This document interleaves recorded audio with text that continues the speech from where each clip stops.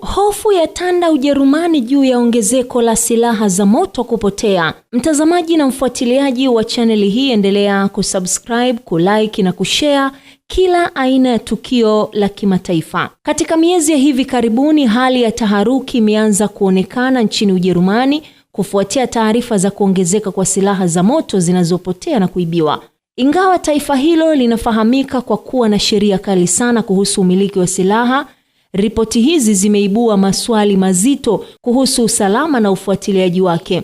Hadithi inaanza katika majimbo mbalimbali ya Ujerumani ambako mamlaka zimekuwa zikigundua kwamba baadhi ya silaha zilizosajiliwa kihalali kabisa hazipo tena mikononi mwa wamiliki wake. Baadhi zilidaiwa kuibiwa majumbani, hasa kutokana na wawindaji na wanamichezo wa risasi. Nyingine zilipotea katika mazingira yasiyoeleweka vizuri, hali ambayo imezua wasiwasi mkubwa kwa vyombo vya usalama. Sheria za Ujerumani zinamtaka mmiliki wa silaha kuwa na leseni maalum, kupitishwa kwenye ukaguzi mkali na historia yake, na kuhakikisha kwamba silaha zinahifadhiwa kwenye makabati maalum yenye viwango vya juu vya usalama.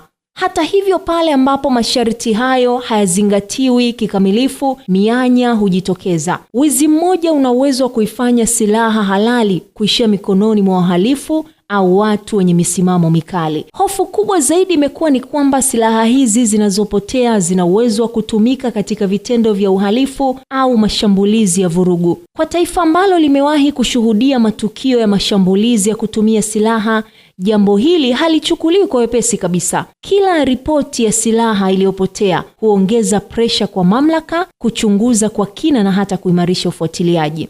Kwa kujibu hali hii, serikali na vyombo vya usalama vimeanza kuimarisha ukaguzi wa hifadhi za silaha na kutoa onyo kali kwa wamiliki wanaokiuka sheria. Pia kumekuwa na wito wa kuboresha mifumo ya kidigitali ya kufuatilia silaha kutoka usajili hadi umiliki wake wa sasa. Kwa ujumla, simulizi ya silaha kupotea nchini Ujerumani si tu kuhusu takwimu, ni swala la usalama wa jamii na imani ya wananchi katika mfumo wao wa ulinzi. Wakati mamlaka zikijaribu kuziba mianya iliyopo, wananchi nao wanatazama kwa makini zaidi, wakitumaini kwamba hatua zitachukuliwa kuimarisha amani na hata usalama waliouzoea.